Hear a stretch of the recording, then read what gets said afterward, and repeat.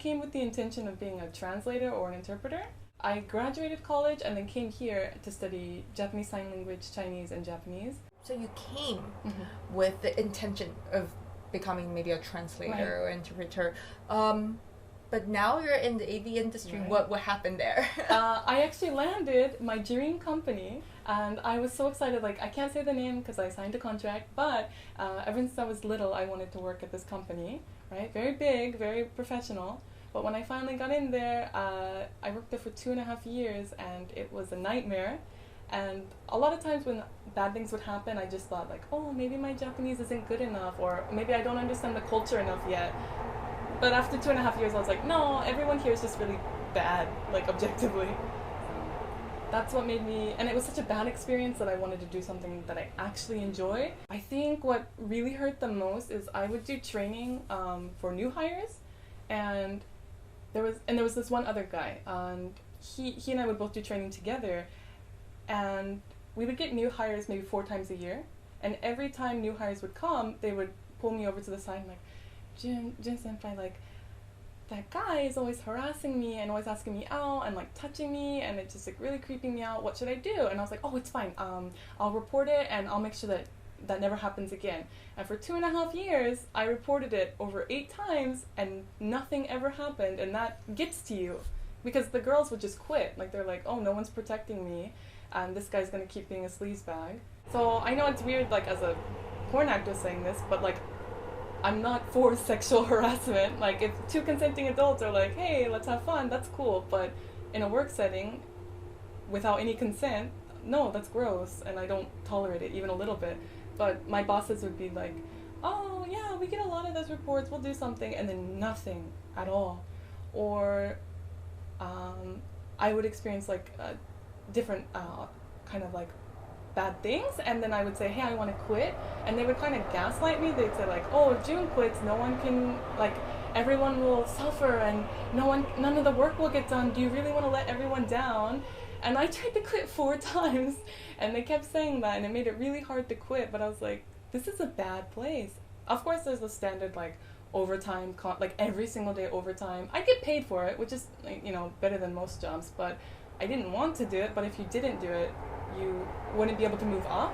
And even though I did do it, people who the upper management liked would move up higher, even if they weren't necessarily working. And it just was really dehumanizing for me. And which is funny because people say porn is dehumanizing, but I feel like in my current industry, I'm more respected than I ever was in the previous one. Especially because when I would talk to my friends about the bad work experiences that I had, they would say, oh, Jun, all Japanese companies are corrupt, like tongue-in-cheek, but they were being serious.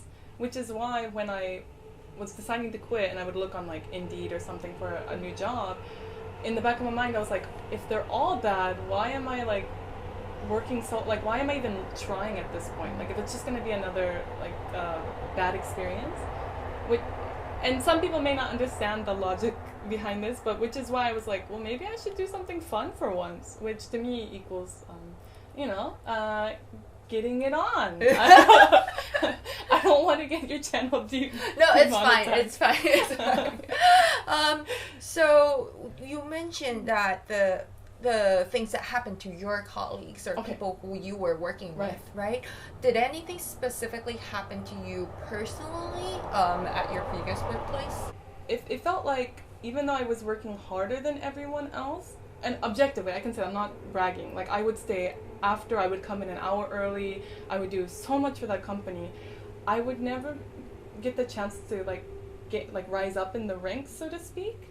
And I know it's not directly like, someone sexually harassing me, but after 2.5 years and I'm still the same position, like, there's something there, and I'm putting in an effort, and every time I get those yearly reviews where you talk with your boss and they say like, oh, you're doing great, and like, how do I get, up? Where's my promotion? Yeah, where's my promotion? And then like I mentioned earlier, these newbies, I'm not being jealous, there's something weird and I think a little bit vile there, where these newbies would come in, they would not do any work at all, and they would get chummy with the boss and move up very quickly. And I don't know if it was, and I do know, I do think it's because I was a foreigner and they weren't sure, because I was the only foreigner in the company, and I think they were kind of hesitant, like, can June actually do it? Like, they're putting in the effort, but I mean, a foreigner? Like, I don't, like, I don't know if I can say this here, but in my previous industry, I felt like being a foreigner was like a bad thing, but in my current industry, the fact that I'm foreigner actually separates me and makes it, you know, and there's positives to that. And I used to be really embarrassed, like, I didn't, when I would do, like, phone calls, and they'd be like, is this a foreigner? And I'm like, oh, I want to hang up now. But here in, like, you know, in my current industry, it's like, wow, you're a foreigner, like, what's America like? Like, it's exciting, and they want to know more. But in my previous industry, it was like a disability they would feel. Oh. So. That's interesting, yeah, because now your identity actually gives you an edge. Yeah, which is something that I never felt for those 2.5 years. I was like, oh God, I wish that I was like Japanese, or I wish that my accent wouldn't like put me out or something, or out me, sorry. That is, yeah. I think that's quite surprising for me to hear, because I would imagine, like, let's say the AV industry, maybe people would prefer, you know, the actresses to be all Japanese.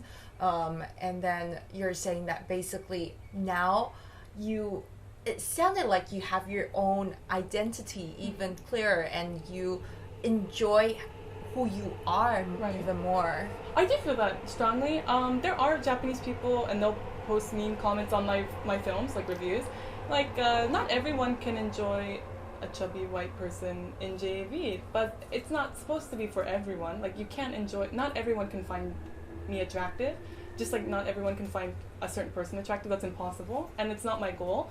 But there are people who are just like, wow, I've never seen like like a white girl like speaking fluent, like, dirty Japanese, sorry, that's like something I'm really good at, and doing all these things. Like, typically it's people coming from other countries and they don't speak any Japanese, and it's just they're white, and that's the catch. But white and or foreign and speaking Japanese is something that's kind of rare in the industry, at least right now.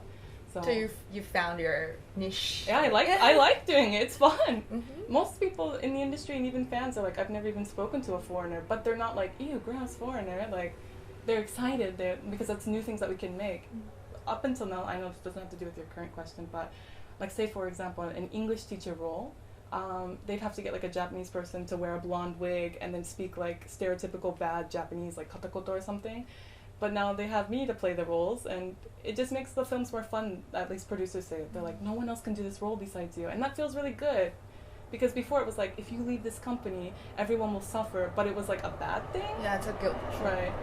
But now it's like, because you're here, we can do these films, and it makes me feel like wanted. So you mentioned 2.5 years at your previous work. Right. And then, okay, I understand that you're interested in, you know, the AV industry, in porn, but then how did that happen?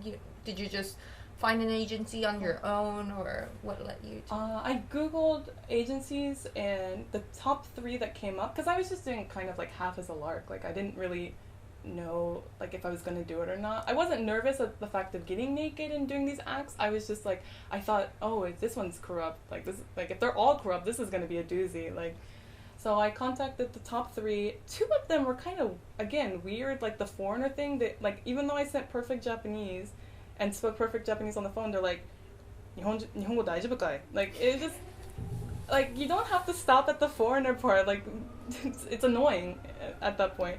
And then my current agency was just super professional, as if like they would treat anybody. And I liked the way they treated me, and I went in and did the interview. They're really upfront. They say, like, you have to work really hard, like, you know, work isn't guaranteed, and these are the risks, and they go through a bunch of contracts with you. It's not like some sleazy guy, like, smoking, he's like, you want to get naked? Like, no. That looks like something that's going to come out of, like, some movies or something. So it's actually not that type that people would imagine what an agency is. It's actually really professional. I think you have to be, because most people, excluding me, like most people I don't think would want to do this kind of work. And once you go in, you kind of lose any other career chances at that point, which is a harsh reality, but I think it's true.